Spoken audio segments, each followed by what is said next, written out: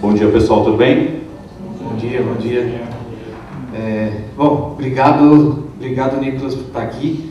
Tá?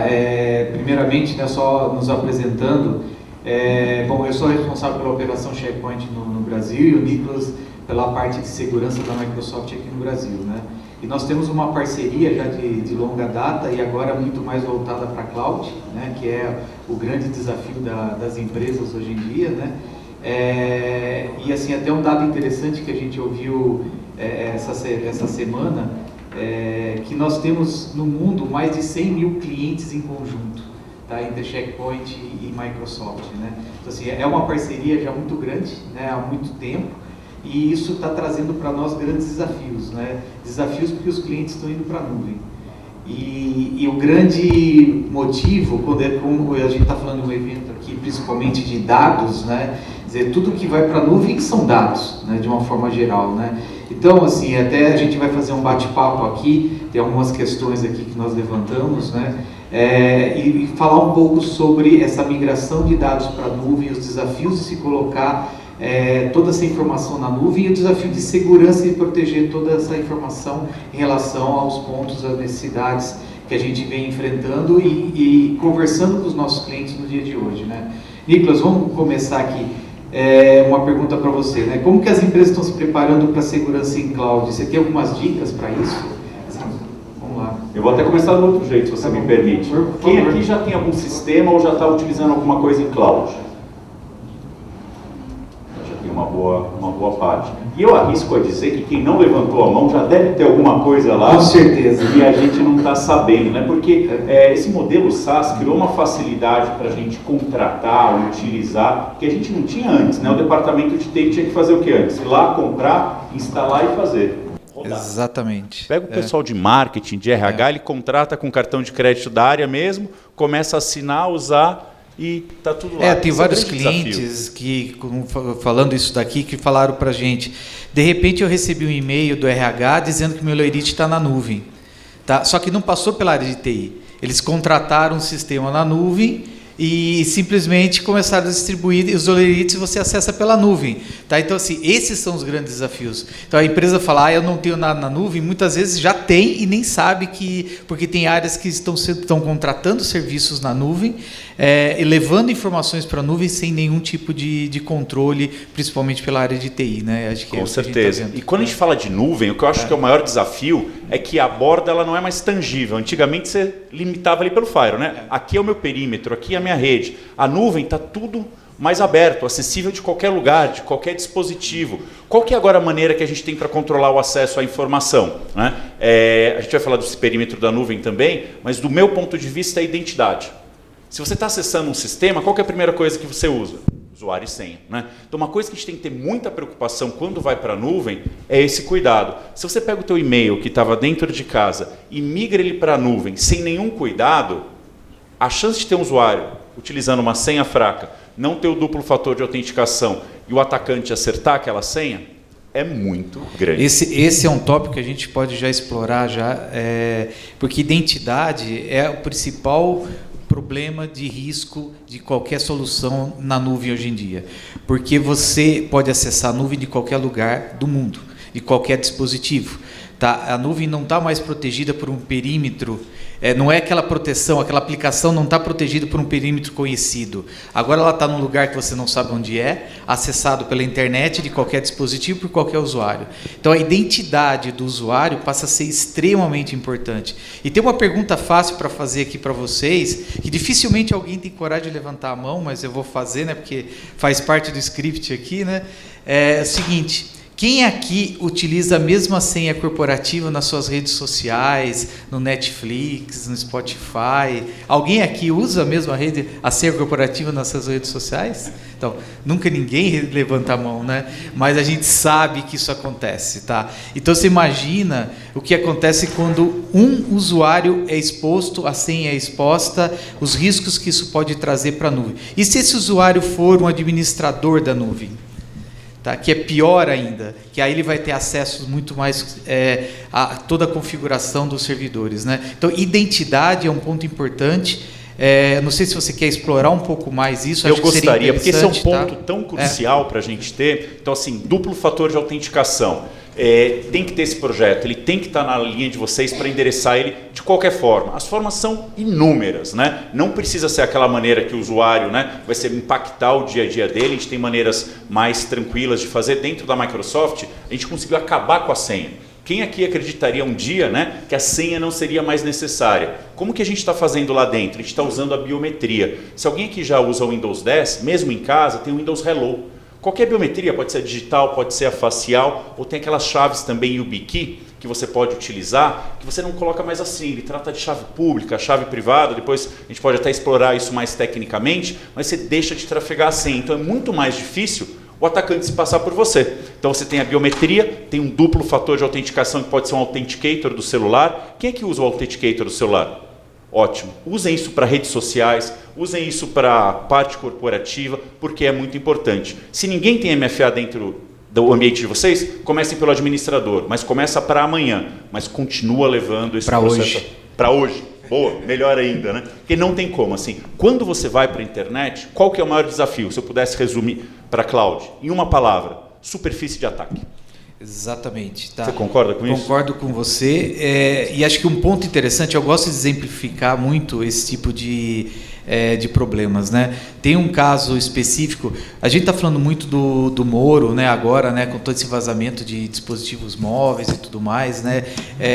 E aí você fala assim, pô, mas como que conseguiram acessar o celular do Moro? Nunca ninguém vai dizer exatamente o que foi feito, mas tem técnicas hoje muito simples de você chegar no celular e através do celular acessar as aplicações na nuvem, porque no celular, se você não tiver nenhum tipo de controle de uma autenticação mais forte, a pessoa pode estar dentro do seu celular e acessar todas as suas aplicações na nuvem que você já acessa hoje, e muitas delas são aplicações corporativas, né?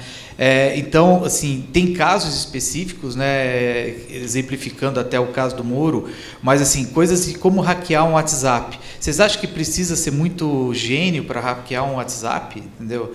Assim, tem casos da pessoa receber um e-mail, né? E aí eu vou levar um pouco para o lado do phishing, porque o phishing é um grande vilão para a parte de autenticação e identificação do usuário, né? Quer dizer, você recebe um phishing, né? Um e-mail com um link qualquer, e muitas vezes fala, mas esse e-mail aqui é spam, eu não vou clicar. Tá? Mas e se aquele e-mail for um e-mail direcionado para você, com algo que você gosta, que foi alguém que analisou suas redes sociais, entende o que você gosta de fazer, para onde você gosta de viajar, o que você gosta de comprar, o que você gosta... Tua vida está exposta nas redes sociais, não vou dizer generalizando, né? A pessoa cria um phishing baseado nos seus interesses e você vai acabar clicando. Esse clique, muitas vezes, já pode te trazer um malware automaticamente para o teu celular. No caso do WhatsApp, é algo até mais interessante. Assim, imagina o seguinte, aparece uma oportunidade para você comprar um dispositivo, qualquer coisa na internet. Só que é um site de compras que você não conhece. Tá? Ou você ouviu falar, mas você não tem muito, você não sabe a reputação daquele site. Primeira coisa que o site te pede, o que é? Um cadastro, né? Então ele pede o teu nome, endereço de e-mail, telefone, tá? E fala para você assim, para eu finalizar o cadastro, eu vou te mandar uma mensagem no WhatsApp, tá? E aí você fica aguardando, de repente chega uma mensagem no seu WhatsApp. Como que ele sabe? Você acabou de entregar o teu número de telefone para ele, tá?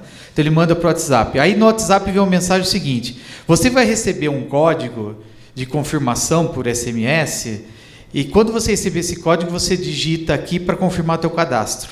O que é esse código de confirmação? Em paralelo, o que o hacker está fazendo? Ele está trocando o teu WhatsApp de uma conta de celular para outra. Quando você faz isso, você automaticamente traz o WhatsApp, pelo sistema de controle dele, te manda um SMS perguntando um código para você confirmar que você está trocando a tua conta de um celular para outro.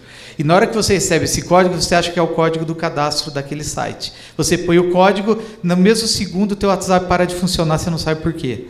Tá?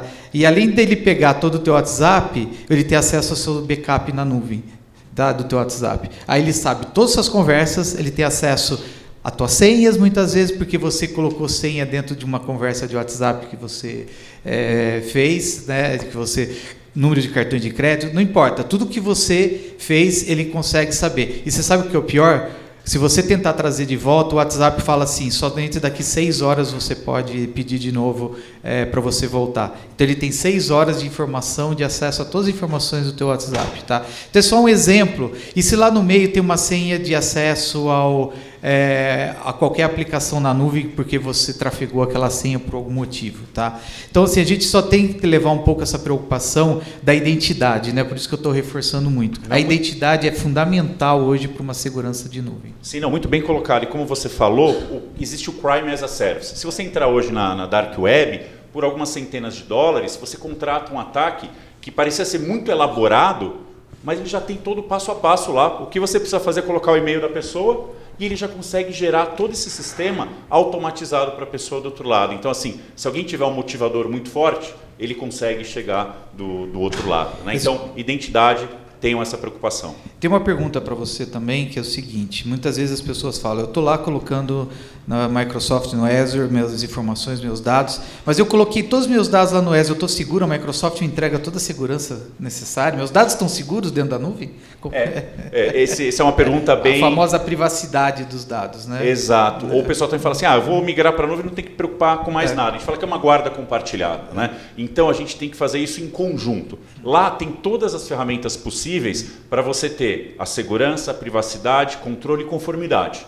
Mas se você não for lá habilitar, não for lá, fizer as configurações corretas, não habilitar a criptografia, classificação da informação, duplo fator de autenticação, não vai dar certo.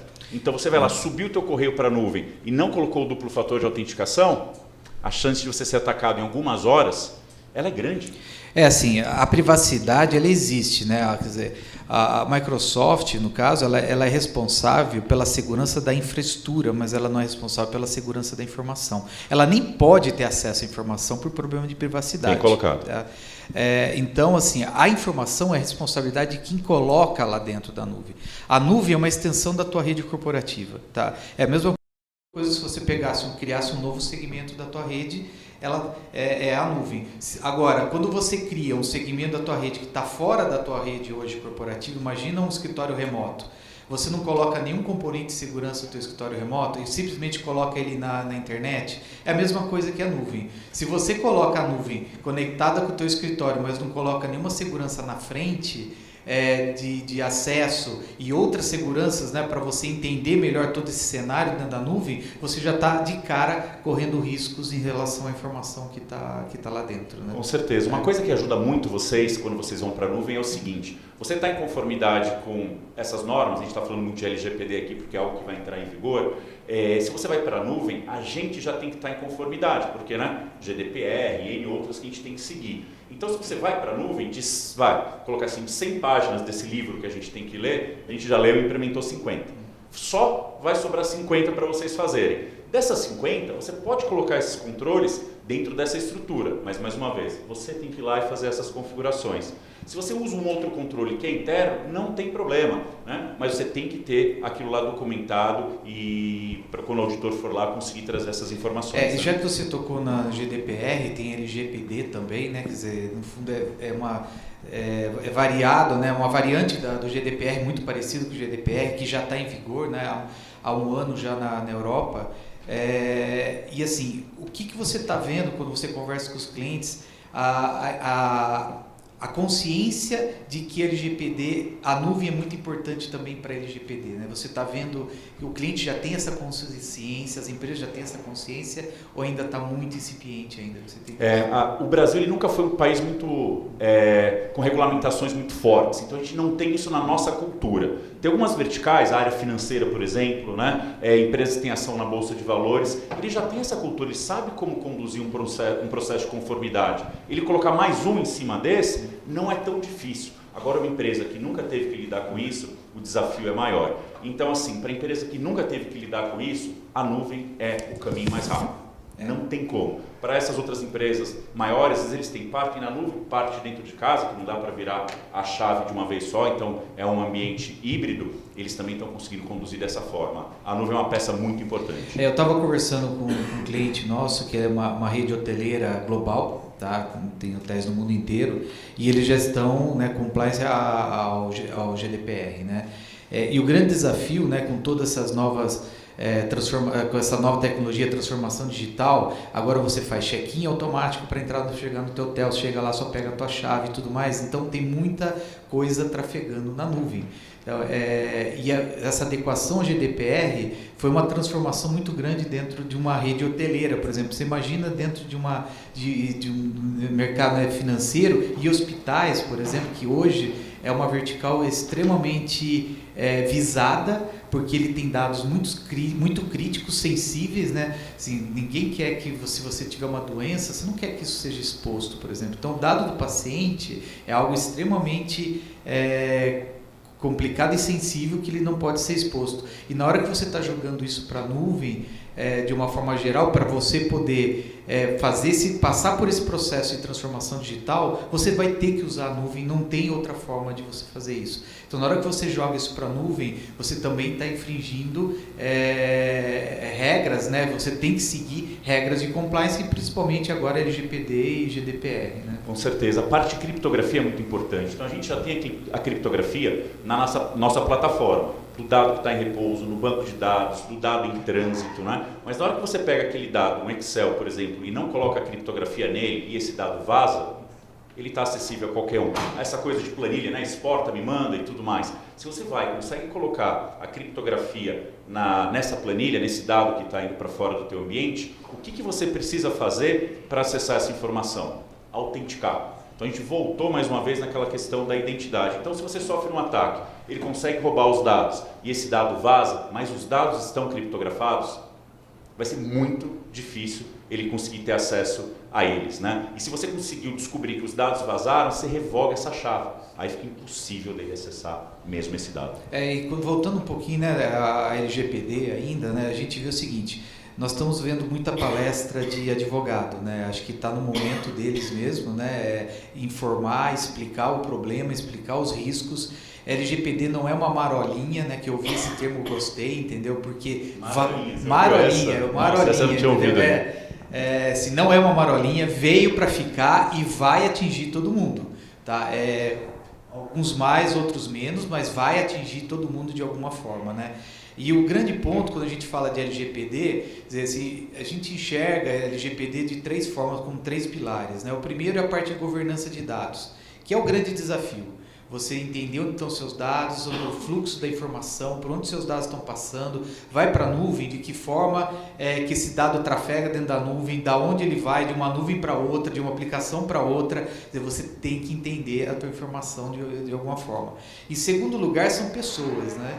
Não adianta nada você criar todos esses processos se as pessoas continuarem tentando usar a informação de forma errada, tá? Então as pessoas, você tem o problema da identidade, de novo, que nós falamos, tem o problema de, mas eu só preciso mandar esse arquivo, esse documento, essa planilha para fulano de tal, mas primeiro, aquela planilha realmente pode ser enviada, ela não tem dados sensíveis, de que forma que você vai enviar. Tem um dado interessante quando fala de pessoas, né? Que eu gosto de exemplificar que aconteceu comigo. A Checkpoint é uma empresa israelense, tá? E assim, a gente tem uma vez por ano eu vou para lá, né? A gente tem reuniões lá. E a última reunião que eu tive, eu fiz uma escala em Zurique, na Suíça, e eu passei uma noite no hotel lá para pegar um outro voo para ir para Israel. Na hora que eu cheguei no hotel para fazer check-in, a moça me entregou uma ficha para fazer o check-in, fiz a ficha aqui. Na hora que eu entreguei a ficha, ela falou assim: não se preocupe que quando você fizer o check-out, todos os seus dados vão ser destruídos. Uau. Tá? Aí eu falei, a GDPR aqui funciona. Tá? Tá? Então você imagina o seguinte, você acha que nós vamos chegar nesse nível aqui no Brasil? Esse é um ponto, né? E o terceiro pilar, né, antes de falar, é tecnologia, tá? Quantas palestras de LGPD vocês estão assistindo hoje, mas que falam especificamente de tecnologia envolvida com a LGPD?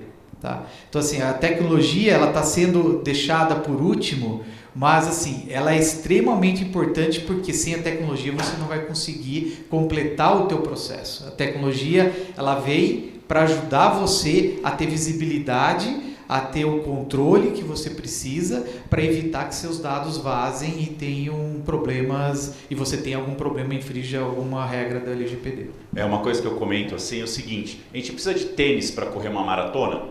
Não, né? Mas dá uma ajudinha, porque já correr uma maratona não é fácil. Então tecnologia também entra nessa abordagem. Daria para você fazer tudo na mão? Daria, né? Mas assim, o desafio é muito grande. Então quando você usa tecnologia e a cloud, ajuda você a conseguir estar mais rápido em conformidade e ter controles mais fáceis. Tem um caso específico, né? Fazer tudo na mão, até um cliente falou assim, mas eu uso tudo open source aqui. Perfeito, tá? Você corrige todas as vulnerabilidades da tua aplicação de open source toda hora que é divulgado, ou você conhece todas as vulnerabilidades dessa aplicação para você corrigir, aí não tem resposta para isso, tá? Porque essa é a grande diferença de você usar uma tecnologia open source de uma tecnologia já voltada para a tua segurança. Você ter realmente as proteções na hora que as vulnerabilidades são descobertas, você já tem as proteções criadas naquele momento e até proteções para o Zero Day, né? Sim, bem colocado. Esse é um ponto importante, né? Você quer falar um pouquinho disso? Posso sim. Vocês estão familiarizados com esse termo, Zero Day? O que acontece? Tem vulnerabilidades que já são conhecidas e a gente não corrige. Então, assim, outra coisa que se eu puder comunicar para vocês é aplicar patch. Eu sei que é chover um pouco no molhado, eu sei que não é fácil, é desafiador. Façam isso constantemente. Porque, assim, o atacante sabendo disso, ele vai fazer ataques se aproveitando de vulnerabilidades conhecidas. Ele não vai gastar uma grana para ir na Dark Web e comprar um Zero Day. O Zero Day é caro, custa lá $300 mil, $400 mil, né? Quando você quer fazer um ataque muito complexo para empresas muito maduras ou nation states ataques, ele vai pelo caminho do Zero Day, né? Então essa parte de aplicação de patch é muito importante. Uma outra coisa, a gente falou de identidade, eu esqueci de te falar, Banvart, é o dispositivo, né? Então a gente investiu muito para que o Windows 10 fosse um sistema operacional mais seguro, uma plataforma melhor, e a gente vem lançando essas builds aí 2 vezes ao ano. Migrem para o Windows 10, porque assim, é uma plataforma onde o atacante vai ter um desafio muito maior. Então se a gente foi lá, conseguiu, né? Você falou do e-mail, né? Conseguiu proteger a camada do e-mail, mesmo assim passou. Aonde que ele vai tentar explorar a próxima vez? É no dispositivo. Então ele vai tentar explorar o dispositivo para roubar o quê? A credencial, andar lateralmente, escalar privilégios, pegar o sistema e depois vazar ele. Então o Zero Day é algo que ainda não é conhecido e é uma porta de entrada muito grande para esses ataques mais elaborados. Né? A forma como a gente enxerga, né, o Zero Day, assim, a Microsoft toda terça-feira lança um conjunto de patches, né, para serem aplicados. A própria Checkpoint, na hora que a Microsoft lança isso, a Checkpoint atualiza seus sistemas assim, em questões de minutos em cima das correções. Eu não tenho mais que querer. Na Microsoft, assim, apareceu... não, é automático. É automático. Né? Eu não estou falando para servidores, gente? Mais para o usuário mesmo, desktop, apareceu, risco de segurança aplica. Mas assim, uma coisa interessante, né, com sistemas de segurança, porque o Zero Day muitas vezes são ameaças que existem em cima de vulnerabilidades desconhecidas, tá? Então não existe um patch ainda para essa vulnerabilidade para ser corrigido.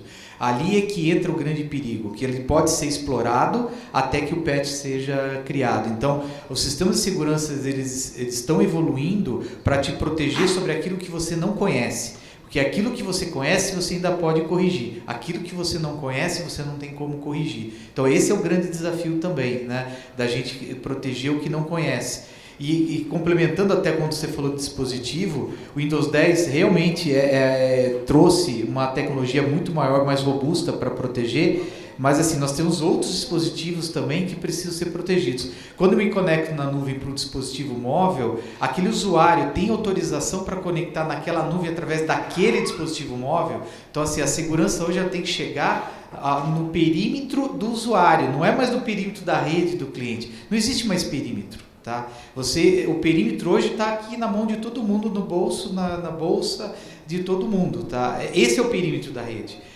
Então, assim, a identidade passa também por esse dispositivo para a gente poder proteger. E falando de Zero Day, a gente tem um outro termo também que a gente usa em identidade, que é o Zero Trust. Né? Boa. Pode falar um pouquinho sobre isso, é legal. Tá?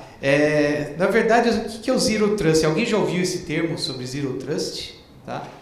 Na verdade é o seguinte, não confie em ninguém, não confie em nada.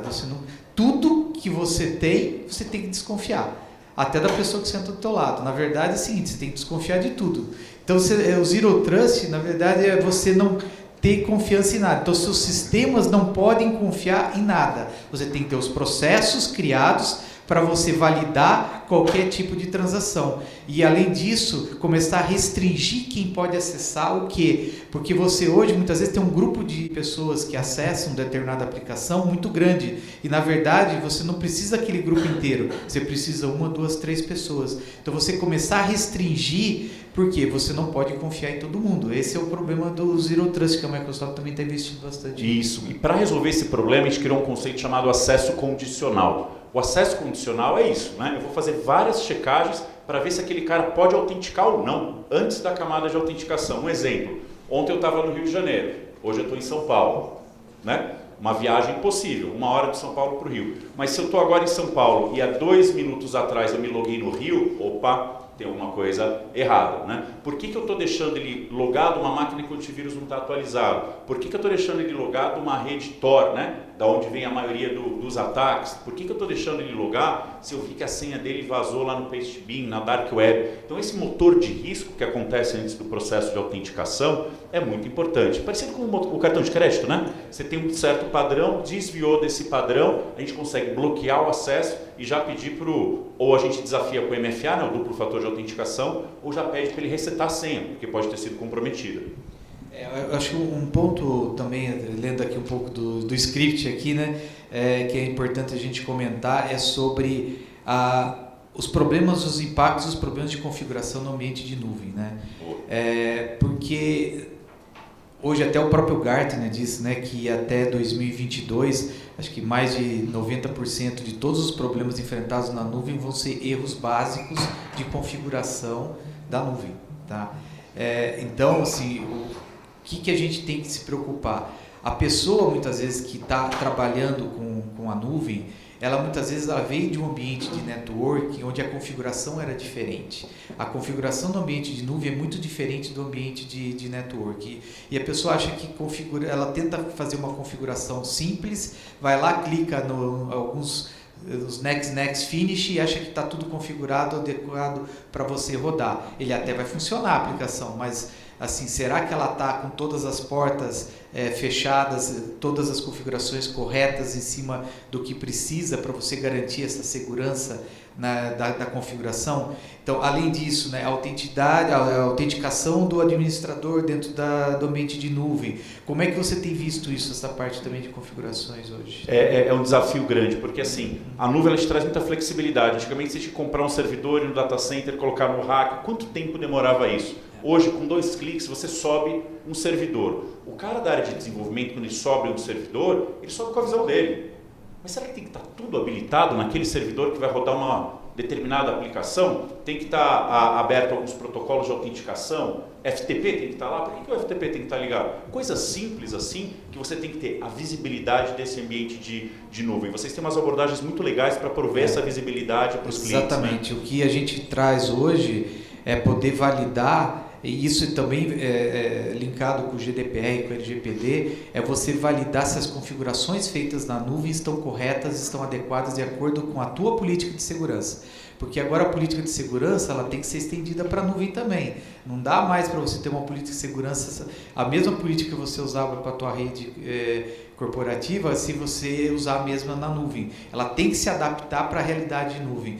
Então, assim, a gente tem que entender se essas configurações estão sendo feitas de uma forma adequada, tá, na nuvem, e além de tudo, ter visibilidade do tráfego. Muitas vezes as aplicações, o fluxo, né, da informação, o dado sai de uma aplicação e vai para outra dentro da nuvem. E você não sabe mais para onde esse tráfego está indo. Porque o desenvolvedor cria uma rotina, tem uma API nova que linka um banco de dados com uma determinada aplicação e a informação começa a andar dentro da nuvem, você não tem mais nenhum tipo de controle e visibilidade do porquê que ela está fazendo isso. Porque, de novo, cai na mão do desenvolvedor. O desenvolvedor não tem aquela preocupação com segurança.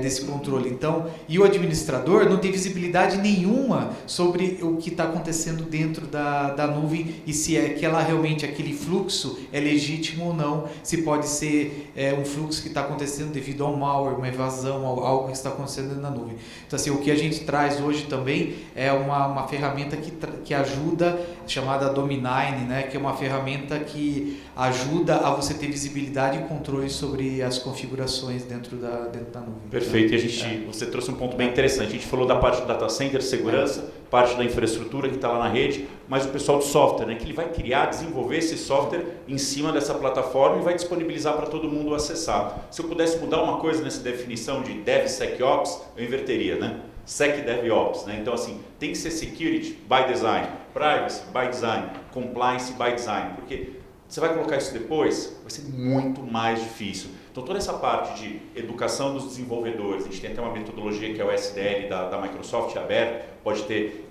todo mundo acesso, e também tem alguns kits para você, assim que publicou a tua aplicação, já testar, frente a algumas configurações básicas, ameaças conhecidas, para já dar uma olhada qual é o nível de maturidade desse software que vai ir para a produção em breve, né? Então, assim, se aproximar mais dos times de desenvolvimento, entender ali o que está sendo feito, é muito importante. E assim, tem muitas empresas criando os squads, né?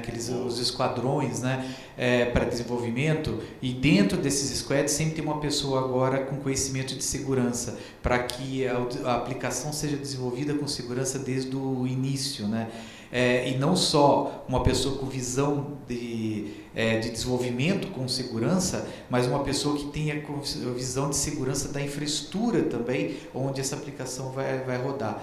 Hoje em dia você tem um novo perfil dentro das empresas, né? Uma vez eu vi uma charge nos Estados Unidos, né, mostrando o profissional de TI do passado versus o profissional de desenvolvimento hoje, né? Assim, mostra aquele profissional de TI, aquele cara mais velho lá, sentado no computador, administrando isso aqui, e o cara hoje que está desenvolvendo é dessa geração milênio, que tem uma outra cabeça, ele está lá de bermuda, chinelo, entendeu? Sentado, ele estava na frente do mar, ali, sentado numa mesa de bar, desenvolvendo a aplicação, e ele cria um acesso na nuvem, cria a aplicação dele, ele não está preocupado com segurança, ele não está preocupado com controle, não está preocupado com nada. Essa é a realidade que as empresas estão vendo hoje, né? Com certeza. E o pessoal que faz o desenvolvimento, eles também aproveitam muito o código, né? Também tem que tomar cuidado com isso. Às vezes você quer utilizar uma determinada biblioteca ou parte do código, que são, sei lá, 50 linhas, um exemplo, mas ele pega o código inteiro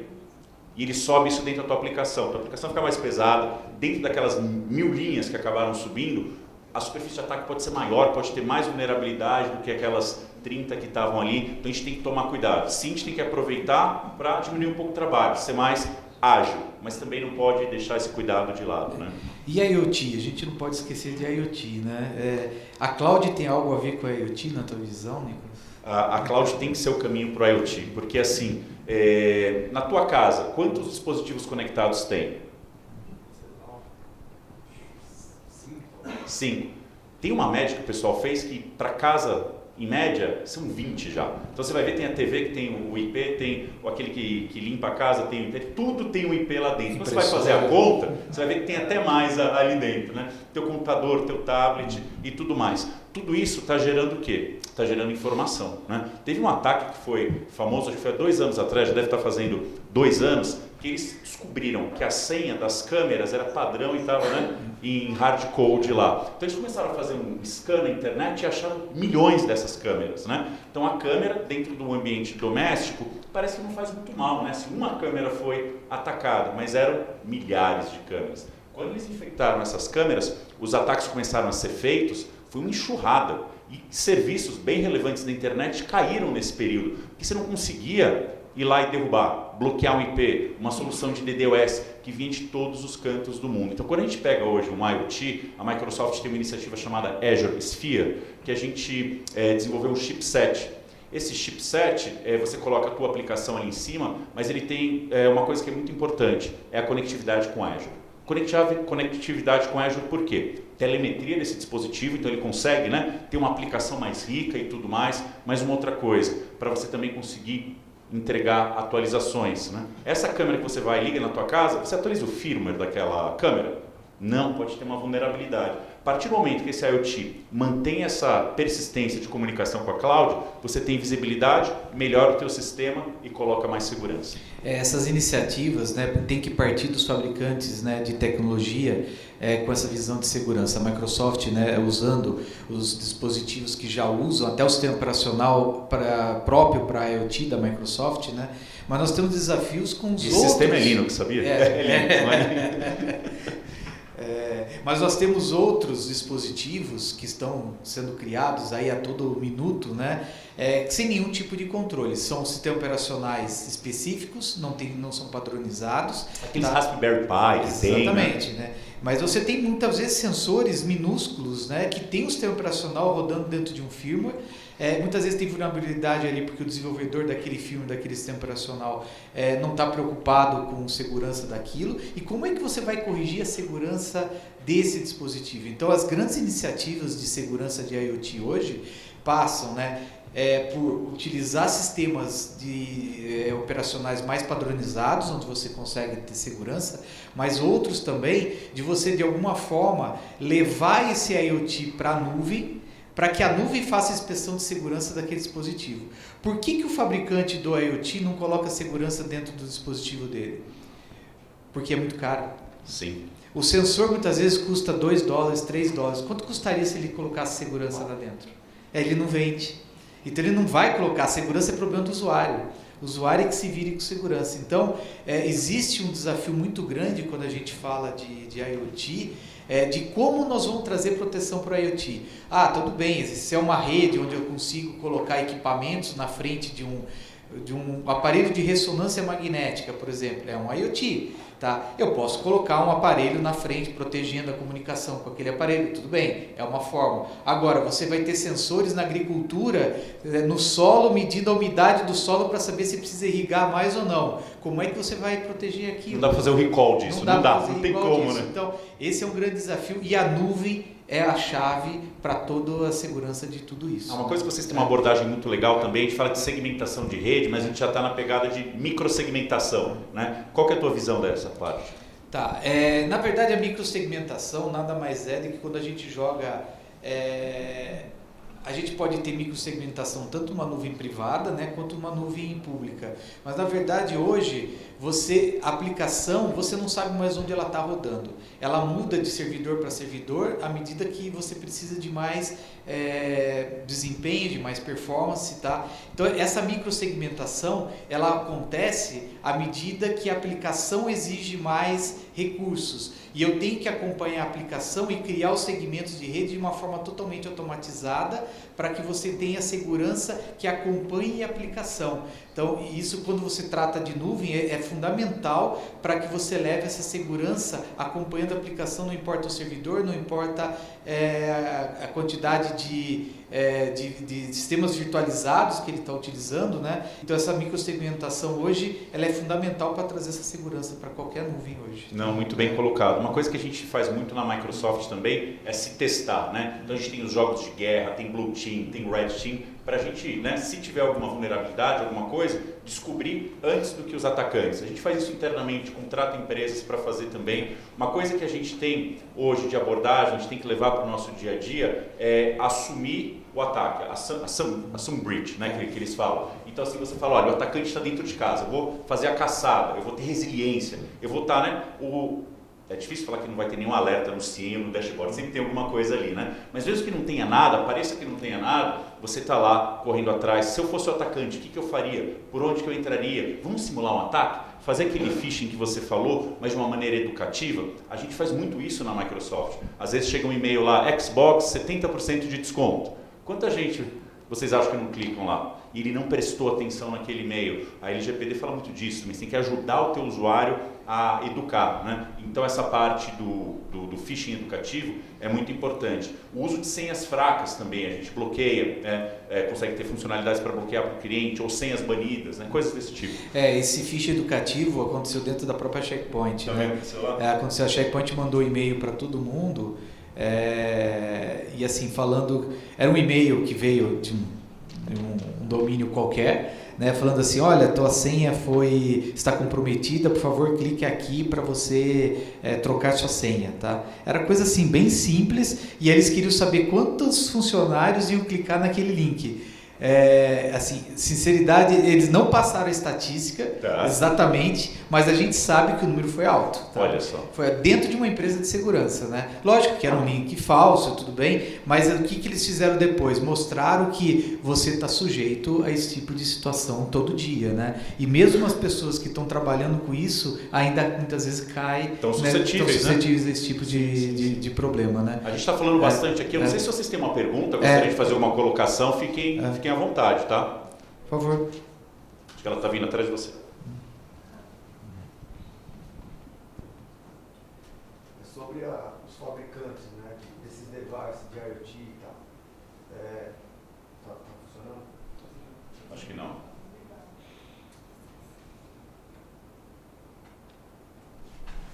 Agora foi. Não foi. Foi. Então, com a LGPD, com a nova lei, eles não vão ter que também estar enquadrados no processo de fabricação com essa preocupação, porque vai abrir espaço para brigarem contra eles, ou realmente a responsabilidade fica totalmente em torno do usuário? Não sei se você quer responder, mas com certeza a responsabilidade é do usuário.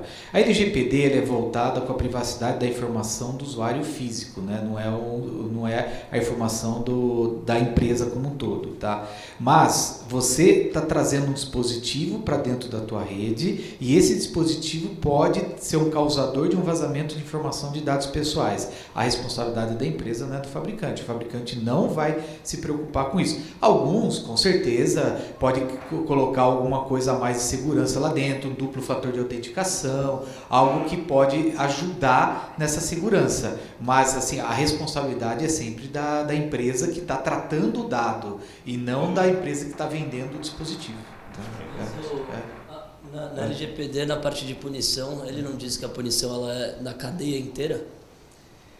Mas assim, a cadeia inteira que gerou o dado e que gerou a informação. Eu não sou nenhum grande especialista em LGPD, mas eu já assisti dezenas de palestras já de LGPD, né? E o que a gente vê é o seguinte, na cadeia, tá? Mas a partir do momento de quem é responsável por ter gerado aquela informação, tá? Então, se a empresa gerou aquela informação, ela é responsável, não é o fabricante do dispositivo que vai ser responsável. Um exemplo é uma câmera, né? Se a gente deixar uma câmera ligada aqui, não colocar as configurações de segurança, deixar a senha padrão, alguém atacar e tiver, né, vazando essa imagem da gente aqui, aí o desafio seria de quem configurou essa câmera de maneira equivocada, né? Não do fabricante da câmera em si. Eu vou dar um exemplo para vocês. O fabricante da câmera não, mas do fornecedor que está modelando essa base de alguma forma, está processando essa informação. Não, se ele está processando a informação, aí sim. Mas falando de uma aplicação, mas de alguma forma, se ele está processando, sim. Mas eu vou dar um exemplo para vocês. Imagina uma impressora multifuncional, isso é um caso real, tá? Uma impressora HP multifuncional, o que ela tem lá? Impressora, tem a parte de scanner e tem impressoras ainda que tem fax, né? Tá? Tem muitas empresas... Isso não é da minha época, não. Então, e assim aconteceu no começo do ano, tá? Tem muitas empresas que compraram impressoras há alguns anos, tinha a porta de fax está ligada até hoje. Ninguém usa, mas a porta está conectada, tá? Tem um caso da pessoa, do hacker, invadiu uma impressora através da linha de escada, ele entrou pela porta de fax, pegou uma vulnerabilidade de uma impressora HP e entrou na rede corporativa através de uma impressora HP. Através de uma porta, uma linha telefônica, uma porta de fax, que está ativa até hoje. Vocês têm certeza que não tem nenhuma impressora com porta de fax hoje ativa na tua rede hoje? Vocês estão entendendo o grande desafio que isso está aqui? Que a LGPD, ela está vindo para a gente começar a pensar em segurança de uma forma mais séria. Tá? Não que a gente não se preocupe com segurança, mas assim, ela vai trazer a segurança para nós, uma visão diferente e um controle que a gente não pensava antes. Então, esse tipo de situação que a gente coloca aqui, são situações que vão acontecer no dia a dia. E que se tiver um vazamento através de um problema desse tipo, você pode até não ser multado, tá? Mas você vai ter que informar o teu vazamento, você vai te dizer o que aconteceu e quais as medidas que você está tomando para que isso não aconteça de novo, tá? Agora, muitas vezes você não sabe nem por onde entrou, você não sabe nem que a informação foi vazada, aí você vai ser punido. Tá? Então esse é o grande desafio da LGPD hoje quando a gente fala de segurança. Lembrei de um outro caso, não sei se vocês viram esse, um hotel ele foi atacado pelo aquário. O aquário tinha um sensor lá, ligado na internet, conectado, e estava conectado na rede corporativa do hotel também, né? Além de estar ligado à internet. Entraram por ali, né? Então, do outro lado, para o atacante, as possibilidades são inúmeras. Inúmeras, né? A coisa mudou muito, né? Tem um outro também, tá, que eu lembrei agora, você falou. Alguém aqui já acessou a internet pelo avião? Tá? Já, então, sim. Você está lá, o avião decola, ativa a rede Wi-Fi do avião, você se conecta na rede Wi-Fi e começa a usar, né? Você tem certeza que aquela rede Wi-Fi do avião que você está conectando é legítima? Tá? Olha a que ponto a gente chega. Imagina o seguinte, você tem uma pessoa do teu lado, sentado do teu lado, tá? Ele leva um roteador Wi-Fi, tá? Ele pluga na tomada que tem no assento do avião. Ele pluga o roteador, ele configura o roteador com o mesmo SSID, com o mesmo nome da rede do avião, roteia o tráfego para a internet do avião, só que em paralelo ele abre um notebook, ele está sentado do teu lado, ele abre um laptop, pluga no roteador e fica esperando todo mundo conectar no roteador dele e não no roteador do avião. E aí o que ele faz? Ele captura todo o tráfego que passa por esse roteador, ele fica capturando para depois tratar esse tráfego. Tá? E aí a gente chama isso de man in the middle, né? Que é o ataque, mas isso assim, acontece, tá? São coisas que, lógico, não é para levar pânico, isso não traz problema para o voo, tá? Mas são coisas que a gente enfrenta no dia a dia. Você chega em qualquer lugar que tem uma rede Wi-Fi aberta, você se conecta. Assim, de um modo geral, né, as pessoas tentam se conectar. Você tem certeza que aquela rede é uma rede tá todo confiável, toda protegida? Ou então é o seguinte, eu vou conectar naquela rede aberta, mas toda a informação que você vai trafegar, ela está criptografada? Ou você vai trafegar informações abertas, né, clean text, que a gente chama, né, texto aberto, tá? Então, assim, são preocupações que a gente tem que ter. Agora é o seguinte, você imagina que você está se conectando para trabalhar e você está transferindo informações sensíveis dos seus clientes. E se essa informação vazar? Porque você está usando uma rede Wi-Fi que pode estar infectada. Tá? Isso é cultural, a gente tem que mudar. No avião, a gente pega muito avião. Quantas vezes você já não viu o cara falando no telefone alto, coisa de trabalho, de negócio? É muito complicado isso, né? Tem que tomar cuidado também. A gente fala assim, outra coisa, QR Code, tá? Você vê um QR Code em cima da mesa, você vai lá e põe seu celular e clica nele. Para onde ele está te levando? Você tem ideia? É o melhor phishing que tem hoje é o QR Code. Você não sabe a URL que está atrás dele? Bem colocado. E tem muita gente também que coloca em rede social a passagem, o voo, né? Tem gente que captura aquilo ali também e tem que embarcar antes que você. Então, assim, gente, o nosso tempo está se esgotando. Alguém quer fazer mais alguma pergunta? Bom, assim, só encerrando, né, assim, queria assim agradecer a participação do Nicolas, da Microsoft, né, também aqui. Nós, assim, tanto a Microsoft quanto a Checkpoint, a nossa parceria é para trazer, a Microsoft traz toda a parte de infraestrutura, a parte de segurança, e a Checkpoint adiciona uma outra camada de segurança em cima do que a Microsoft oferece hoje para os seus clientes. Tá? Nós estamos aqui hoje com um canal nosso, que é a CompuGraph, tá? Ela está falando muito da parte de cloud, das soluções Checkpoint de cloud, né? Um pouco do que a gente falou hoje aqui, a gente endereça com as nossas soluções, tanto Microsoft quanto o Checkpoint, tá? Então, assim, eu queria realmente agradecer a presença de vocês e a oportunidade de estar falando com vocês. Obrigado, Nicolas. Lógico, não, muito bom estar aqui nesse painel contigo e obrigado pela presença de vocês aí, CompuGraph, obrigado pela oportunidade também. Valeu.